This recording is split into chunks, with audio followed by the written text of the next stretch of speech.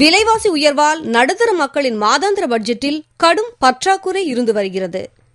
இப்போது தினம் தினம் பட்ஜெட் போட்டு குடும்பம் நடத்த வேண்டிய நிலை ஏற்பட்டுள்ளது. காய்கறி விலையும் ரெக்கை கட்டி பறப்பதுதான் இதற்கு காரணம். மார்க்கெட்டில் எந்த காய் குறைந்த விலையோ அதையே வாங்கி சமைக்க வேண்டிய நிலை. சென்னை கோயம்பேடு மார்க்கெட்டில் 28 ரூபாய்க்கு விற்ற சின்ன வெங்காயம் இப்போது 70 ரூபாய்க்கு விற்கப்படுகிறது. 20 ரூபாய்க்கு விற்ற பெரிய வெங்காயம் தற்போது 50 ரூபாய்க்கு விற்கப்படுகிறது. இந்த வெங்காய விலை உயர்வினால் ஹோட்டல்களில் ஆம்லெட்டின் விலையும் எகிரியுள்ளது. சில இடங்களில் வெங்காயமின்றி ஆம்லெட் பரிமாறப்படுகிறது. இதோடு கத்திரிக்காய், தக்காளி, வெங்காயம், உருளைக்கிழங்கு உள்ளிட்ட மற்ற காய்கறிகளின் விலையும் விண்ணை முட்டும் அளவுக்கு உயர்ந்துள்ளன.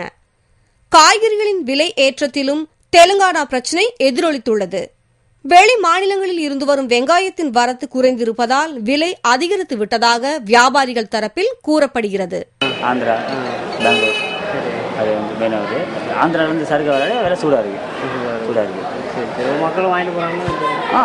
அது சேல்ஸ் கம்மி, சேல்ஸ் கம்மி.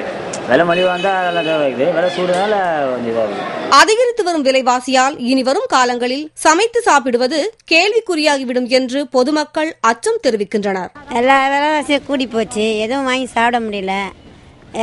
வெங்காயம், தக்காளி, பீன்ஸு, அவரைக்காய் எல்லாம் ரேட் அதிகமாக இருக்கிறதுனால எதுவும் வாங்க முடியல.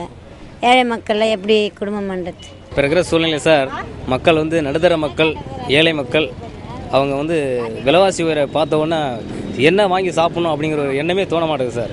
அப்படிங்குள்ள வீட்டில் என்ன கஞ்சி மட்டும் குடிச்சா போதும் அப்படிங்கிற ஒரு நிலைமையெல்லாம் உருவாகும் போல சார் இன்னைக்கு விற்கிற விலைவாசிக்கு. இப்படியே போனால் வெறும் ரசம் சாதம் தான் நிதர்சனமாக போய்விடும் போல் இருக்கிறது.